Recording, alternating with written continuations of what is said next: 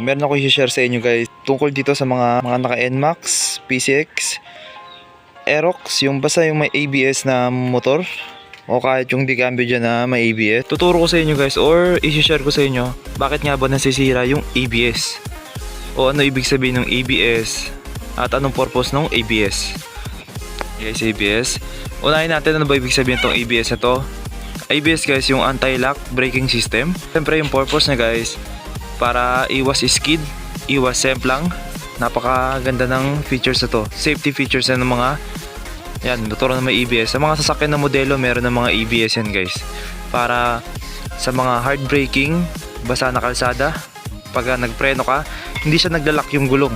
Para dahilan ng pagkasemplang, sa sasakyan naman, pag skid nung mawala ng control yung sasakyan, yan, mga sasakyan mawala ng control, yung ABS, puputol-putulin niya yung pagpreno para hindi mag-lock yung gulong sa harap o likod kung dual ABS yung mga motor nyo.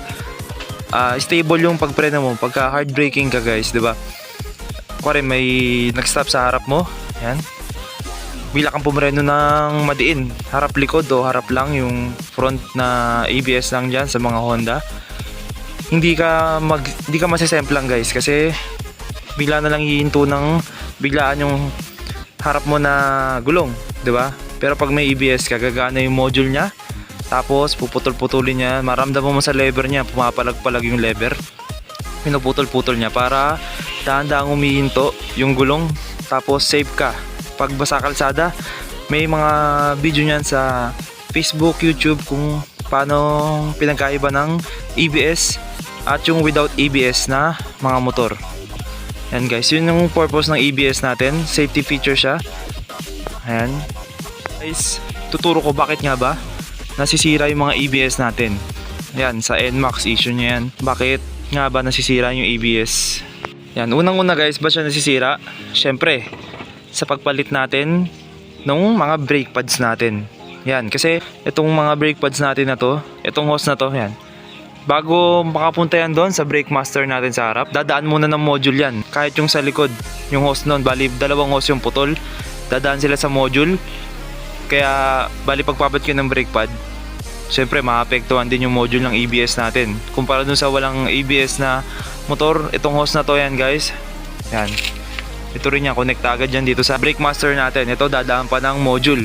Kaya dapat napakaingat, marunong magpalit ng brake pad pagka ABS yung motor nyo. Kasi yung piston nito guys, habang napupudpud yung ating brake pads, habang napupudpud siya, lumalabas yung piston natin. Kung magpapalit tayo, syempre makapal yung brake pad natin ilalagay, kailangan natin itulak para pumasok sa brake disc natin. Pag tinutulak natin siya, syempre nagkakaroon ng malakas na pressure yan dito kasi walang ano yan walang hangin, walang dediretso lang yan doon sa pinaka module natin sa loob ng motor. Tapos yun na, magkakaroon ng pressure yung board natin doon sa module. Pwedeng magkaroon ng leak yun, lalo na pag hindi binubuksan to guys. Yung takip ng ating brake master, napaka-importanting buksan yan para yung pressure, pag pinitpit natin yung ating piston ng caliper, ilalabas lang niya yung pressure dito. Makikita niyo yan habang pinipitpit nyo, umaangat yan dyan. Safe na safe yung module natin sa loob. Ayun guys, ganoon din sa likod. Yan, para sa mga naka dual channel ABS, kailangan buksan to para safe na safe magpalit.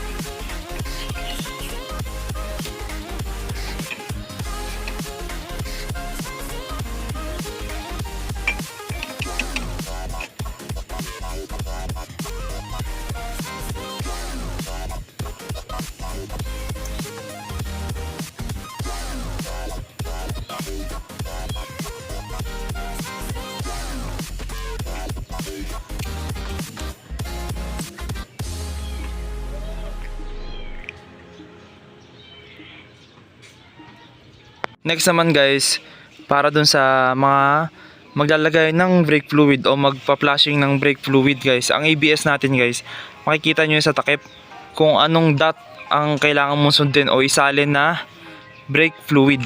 Ayan, tingnan natin dito guys. Nandito tayo. Ayan guys, warning, use only .4 brake fluid guys. .4 yan, may kasi kadalasan sa mga non-ABS na motor, dot 3 lang siya guys. Ano ba pinagkaiba ng dot 3 at dot 4 na brake fluid guys? Una-una yung dot 3, mababa yung boiling point niya. Bali sa mga biyaheng malayo, syempre nagiinit yung ating ano. Ito may friction kasi yan, yung ating brake pad.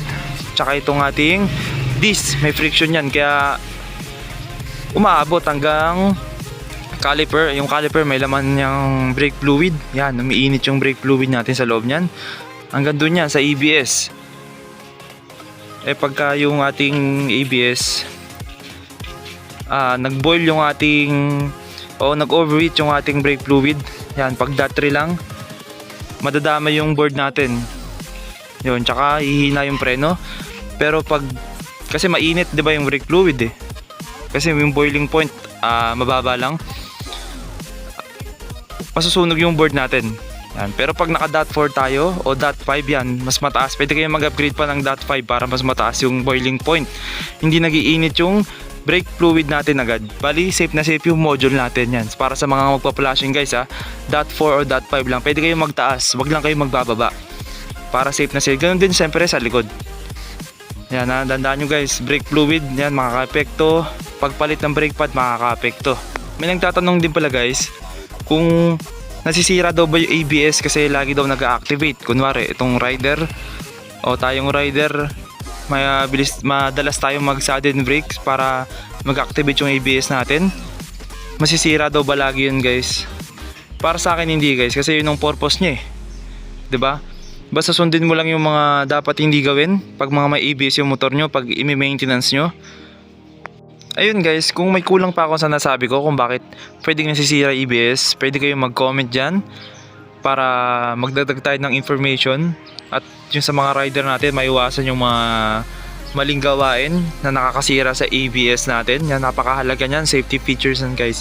Marami nang nasalbang buhay yung ABS na yan. Para magtagal naman yung buhay ng ABS nila. Yan, NMAX B1 ito, marami na rin ako na-convert sa non-ABS na ito kasi nasira yung ABS nila. Yan, pwedeng yun na nga, mali pagpalit ng brake pads, harap likod, yan parehas. Tapos yung maling paglagay din ng brake fluid. Yan, kung may alam kayo guys, comment lang kayo para makatulong din sa mga kapwa natin rider sa may ABS. Kahit PCX, tapos yung ADB yan, front lang naman yung ABS nila. Pero ganun din yan. Sana marami kayong matutunan. Sana may natutunan pala kayo guys. Maraming salamat. Ride safe. Tsaka nga pala guys, dapat ingatan nyo din yung mga wirings nyo. Kasi yung ABS yan guys, napakaraming wire nyan. Parang ECU na yan. Pag nakita nyo yung module nyan, meron nyan sakit. Napakaraming wire nun. Kasi konektado na rin yung speed sensor dito sa NMAX, pati Aerox. Konektado yung speed sensor nyan sa ABS.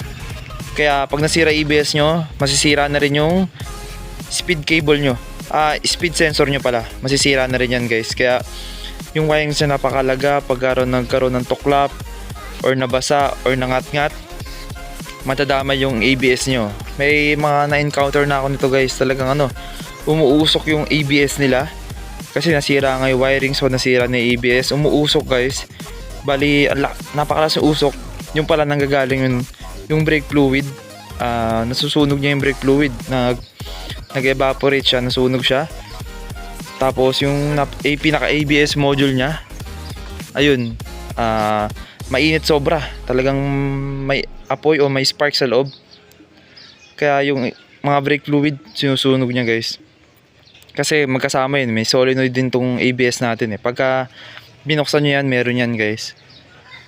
Kaya napakalagang alagaan nyo yan, i-check nyo. Kasi ito lang, pag sa NMAX, ito lang ang babaklasin nyo. Yan, makikita nyo na yung ABS module natin. Sa Aerox, ganun din. Pag nabaklas mo yung harap, sa NMAX B2, makikita nyo na rin. Nandito yan madalas sa right parts para sa mga NMAX.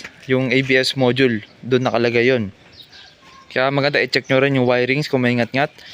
Kasi pati yung speed sensor nyo, maapektuhan din pag nasira yung ABS yan. Magkasama kasi yan. Kaya yung mga NMAX hindi gumagana yung kanyang speed sensor, pwedeng sira na rin yung ABS nun. Sigurado yun guys.